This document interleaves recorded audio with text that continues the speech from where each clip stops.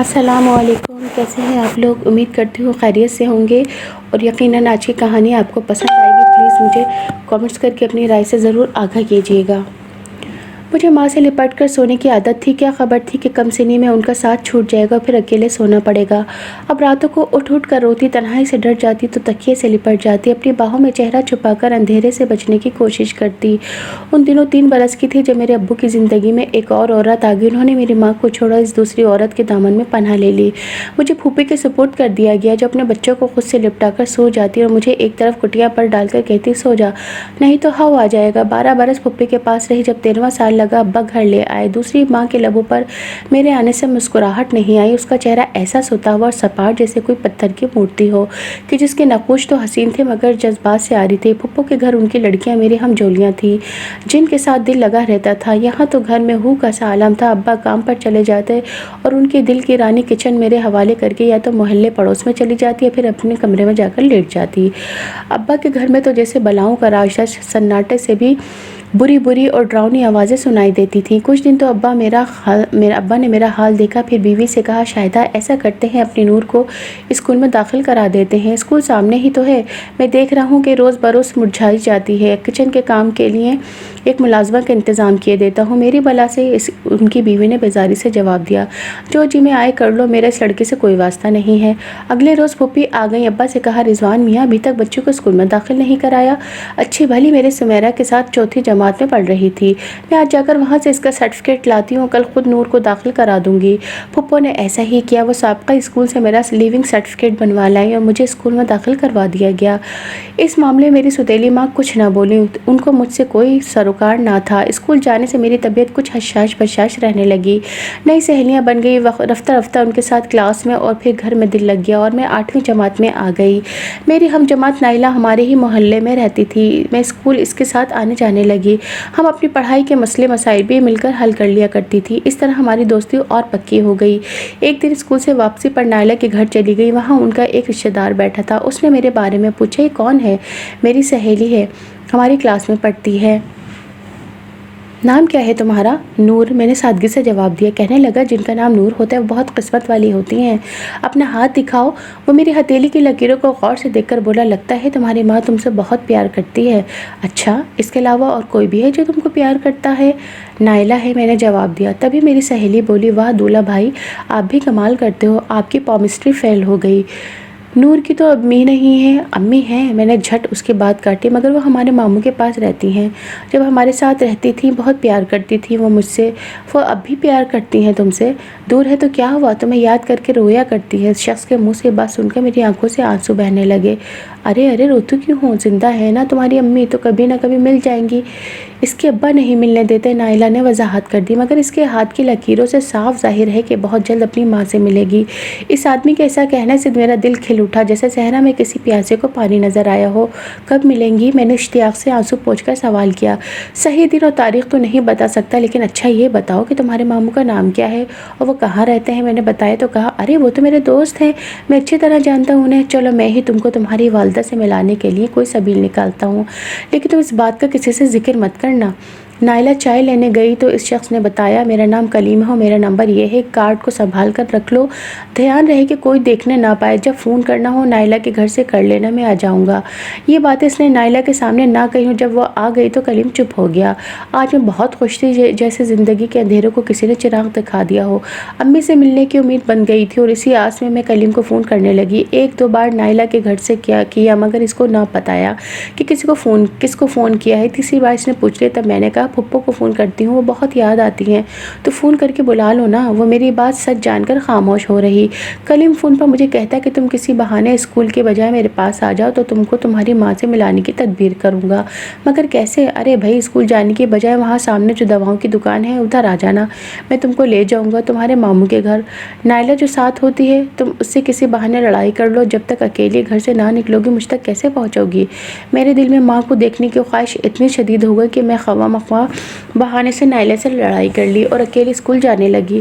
ایک روز ذرا لیٹ ہو گئی، اسکول کا گیٹ بند ہو گیا، میں نے ادھر ادھر دیکھا، کلیم میڈیکل اسٹور کے سامنے کھڑا نظر آ گیا۔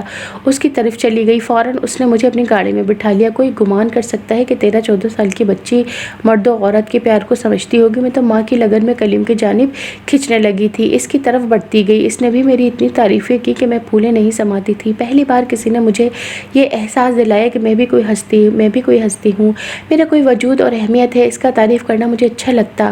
اسی طرح کئی بار اس کے ساتھ گاڑی میں گئی، مگر وہ نہ ماموں کے پاس لے گیا اور نہ مجھ کو میری ماں سے ملوایا۔ البتہ مجھے ایک بوڑھی شفیق خاتون سے ضرور ملوایا۔ وہ مجھے اس کے گھر لے گیا، کہنے لگا یہ میری خالہ ہیں، بہت پیار کرنے والی ہستی ہیں، مجھے ماں کا پیار انہوں نے ہی دیا ہے اور تم کو بھی ان سے ماں جیسا ہی پیار ملے گا۔ کلیم نے صحیح کہا تھا، مجھے واقعی اس کی خالہ سے ماں جیسا ہی پیار ملنے لگا۔ میں بھی ان کو خالہ کہتی تھی۔ کلیم ان کے پاس چھوڑ کر چلا جاتا اور میں گھنٹوں خالہ کے پاس گزارتی۔ وہ میرے کنگھا کرتی، بال بناتی اور خوب ساری اچھی باتیں کرتی۔ کبھی کبھی تو میں ان کی گود میں سر رکھ کر سو جاتی اور میرا سر سہلاتی، بالوں میں آہستہ آہستہ انگلیاں پھیرتی۔ اس طرح مجھے نیند آنے لگتی۔ دراصل کلیم جان گیا تھا کہ ماں کا پیار میری کمزوری ہے، اسی وجہ سے وہ مجھ کو خالہ کے پاس چھوڑ جاتا تاکہ وہ مجھے پیار کرے اور میں سکون محسوس کروں۔ اب خالہ کے ساتھ چند پیار بھرے لمحات گزارنے کی خاطر میں کلیم کی گرفت میں آ گئی اور اس کی پوجا کرنے لگی۔ حالانکہ شخص عمر میں مجھ سے کہیں بڑا تھا اور شادی شدہ تھا، مگر مجھے ان باتوں کا احساس نہیں تھا۔ مجھے تو گھر کی نفرت بھری سرد فضا سے باہر پیار جتانے والا مل گیا تھا۔ میرے تشنہ روح کو کنارہ ملا، پھر وہ اچانک غائب ہو گیا۔ میری زندگی میں پھر سے کوئی کمی آ گئی، پھر سے تنہائی محسوس کرنے لگی، نگاہیں ہر دم اسی کو تلاش کرتی ہیں، میرا کسی کام میں دل نہ لگتا۔ خدا نے آخر میری سن لی۔ ایک دن اسکول جاتے ہوئے وہ سڑک پر جاتا دکھائی دیا، دل بلیوں اچھل گیا، چاہتی تھی کہ جہاں کھڑی ہوں وہاں سے ہی آوازیں لگا دوں، مگر یہ سمجھ میں آیا کہ یوں ہی کسی شخص کو سڑک سے آواز لگانا اور پکارنا ٹھیک نہیں ہے۔ کلیم نے میری جانب دیکھا، اس کو میری مسرت و اشتیاق کا اندازہ ہو گیا اور میرے پاس چلا آیا۔ شکوہ کیا کہ تم کہاں چلے گئے تھے؟ مجھے تو خالہ بہت یاد آئی تھی۔ کہنے لگا خالہ اپنے بیٹے کے پاس دبئی چلی گئی ہیں، ان کا گھر خالی اور میں کافی مصروف تھا اسی لیے نہیں آ سکا۔ اچھا اب تو آپ آ گئے ہیں، اب تو امی سے ملوانے کی ترکیب کریں۔ ملانے نہیں، میری ممانی ابو کے رشتے دار ہیں، ابا کو پتہ چل جائے گا۔ کیا خالہ کے گھر تمہاری امی کو لے آؤں، وہاں مل لینا؟ وہ تو محفوظ جگہ ہے، ان کے گھر کی چابی میرے پاس ہے، وہ 3 ماہ بعد آئیں گی، یہ تو بڑی مدت ہے، اتنا میں انتظار نہیں کر سکتی۔ کلیم آپ خالہ کا انتظار مت کرو، پہلے ہی امی کو لے آؤ نا، بس آج کل میں۔ ٹھیک ہے، کل تم ان کو یہاں ملو گی۔ اس روز میری مسرت کا ٹھکانہ نہ تھا۔ اگلے دن کلیم سے ملی، اس نے کہا آج تمہاری ماں کسی مجبوری کی وجہ سے نہیں آ سکے گی، ان سے تم 2 دن بعد مل سکو گی۔ یوں ہی وہ مجھ کو ٹہلاتا رہا اور مجھے گھیرے میں لیے رکھا۔ کسی طرح نائلہ کی امی کو سنگن ہو گئی کہ میں اسکول جانے کو نکلتی ہوں لیکن اسکول نہیں جاتی، تو پھر کہاں جاتی ہے یہ؟ انہوں نے میری سوتیلی ماں سے ذکر کر دیا، کیونکہ میں نے تو نائلہ سے لڑائی کر رکھی تھی، اسی وجہ سے اس کو بھی علم نہ تھا کہ میں اسکول نہیں آتی تو کہاں جاتی ہوں۔ جب بات میری سوتیلی ماں کے کانوں تک پہنچی، اس نے ملازمہ سے میری جاسوسی کرائی اور پھر ابا کو بتا دیا کہ تمہاری لڑکی غلط راستے پر چل رہی ہے، اس کی خبر لو۔ انہوں نے مجھے بلا کر پوچھا تو میں اتنا روئی کہ نہ وہ کچھ سمجھ سکے اور نہ میں کچھ انہیں بتا سکی۔ ہماری گلی میں ایک لڑکی کی شادی تھی، شام کے 6 بجے ہم شادی والے گھر پہنچ گئے۔ خیال تھا رت جگہ رہے گا، شادی والے گھر ہنگامہ رہتا ہے، اس موقع سے فائدہ اٹھاتے ہوئے میں وہاں سے کھسک گئی۔ سوچا اتنی بھیڑ میں میری غیر حاضری کا کس کو علم ہوگا۔ میں کلیم سے ملنے کو چل دی تاکہ اس کو بتا سکوں کہ سوتیلی ماں نے ابا کو بتا دیا اور اب بھی تم نے مجھ کو میری ماں سے نہ ملوایا تو میں تم سے نہیں ملوں گی۔ میرا خیال تھا کہ اس مرحلے پر کلیم کو باخبر کرنا ضرور تھا، ورنہ ایسا مقام بھی آ سکتا تھا کہ بیوی کے بھڑکانے پر والد مجھے اسکول سے ہی ہٹا لیتے۔ مجھے معلوم نہ تھا کہ ماں نے مجھ پر نگاہ رکھی ہوئی ہے۔ اس نے اسی وقت ابا کو بلوا کر آگاہ کر دیا کہ تمہاری لڑکی ابھی شادی والے گھر سے نکلی ہے، ذرا دیکھو تو کدھر گئی ہے۔ ابا نے 2 سے گاڑی مانگی اور سڑک پر آ گئے، جبکہ میں پیدل چلی جا رہی تھی۔ آگے جا کر میں نے تانگا لیا، کوچوان سے کہا کہ مجھے ضروری فون کرنا ہے۔ اس نے ایک دکان پر تانگا روک لیا، کہنے لگا بی بی یہ پی سی او ہے، یہاں سے فون کر لو۔ میں نے کلیم کا نمبر ملایا، اس نے کہا ہیلو، کہا بتایا کہ آپ کی طرف آنا چاہتی ہوں، ضروری بات کرنی ہے۔ کہنے لگا خالہ کے گھر آ جاؤ، وہ تم کو نزدیک پڑے گا۔ اسی تانگے پر اس کی خالہ کے گھر پہنچی، اس بات سے بے خبر کہ ابا گاڑی میں میرا پیچھا کر رہے ہیں۔ خالہ کے گھر وہ گویا میرے ہی انتظار میں بیٹھا تھا۔ کیونکہ ہم اکثر یہاں بیٹھا کرتے تھے اور یہ ایک محفوظ جگہ تھی۔ ابھی مجھے یہاں آئے چند ہی منٹ ہوئے تھے کہ والد صاحب آ گئے۔ انہوں نے دروازہ بجایا، کلیم نے دروازہ کھولا اور وہ اس کو دھکیل کر اندر آ گئے۔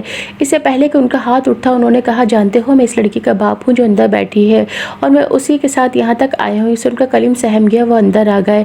اس کمرے میں جہاں میں بیٹھی ہوئی تھی ان کو دیکھ کر میرے پیروں تلے سے زمین نکل گئی، مگر اس وقت ابا نے سمجھداری سے کام لیا۔ کلیم سے بولے، کب سے تم سے ملنے آ رہی ہے؟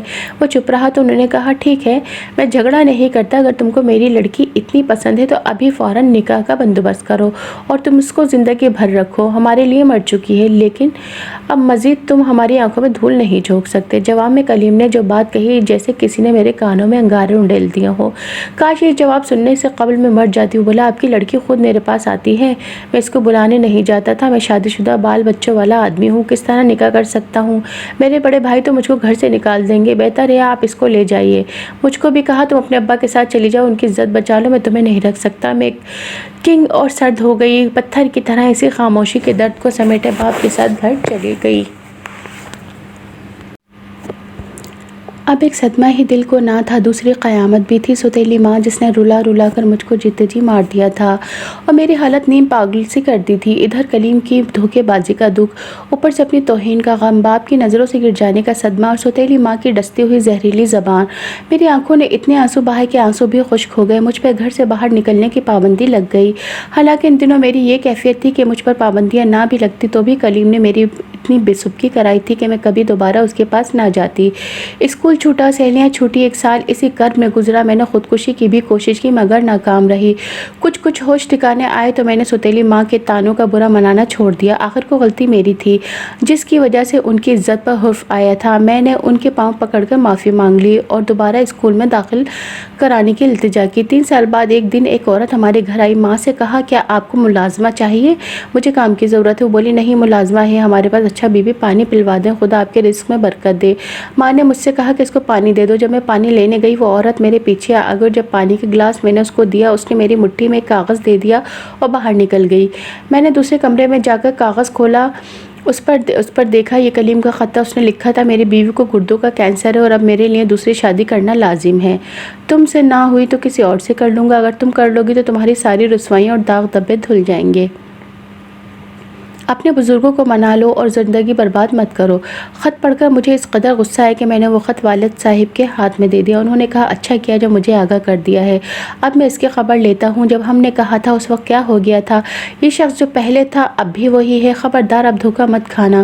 کلیم نائلہ کی خالہ زاد کا شوہر تھا، انہی لوگوں کی زبانی پتہ چلا کہ اس نے اپنی بیوی کی وفات کے 1.5 ماہ بعد دوسری شادی کر لی ہے۔ تو یہ ہے کلیم جیسے مردوں کی وفا، اس نے 6 ماہ بھی صبر نہ کیا اور دوبارہ صحرا باندھ دیا۔ میں نے ٹھنڈے دل سے اس خبر کو سنا، یہی تقدیر ہے کہہ کر چپ ہو رہی، مگر میرا دل غم سے پھٹنے لگا جب اس کی دوسری بیوی کی زبانی محلے بھر میں میرا و کلیم کا گزرا ہوا ماضی منظر عام پر آنے لگا۔ گویا کلیم نے اپنی اس نئی نویلی دلہن کو میری اور اپنی ایک ایک بات اور پیار سے ساتھ گزری ایک ایک گھڑی کی تفصیل بیان کر دی تھی۔ یہ وہ ہمارے درمیان کی باتیں تھیں جن کو صرف میں اور کلیم ہی جانتے تھے۔ وہ باتیں اب زبان زدام ہو گئی تھی۔ تب والد صاحب کو اس قدر غم ہوا کہ بیمار پڑ گئے۔ خدا کی بات، میں نے جس شخص پر بھروسہ کیا، جس کو پوجا، یہ وہ کلیم تھا۔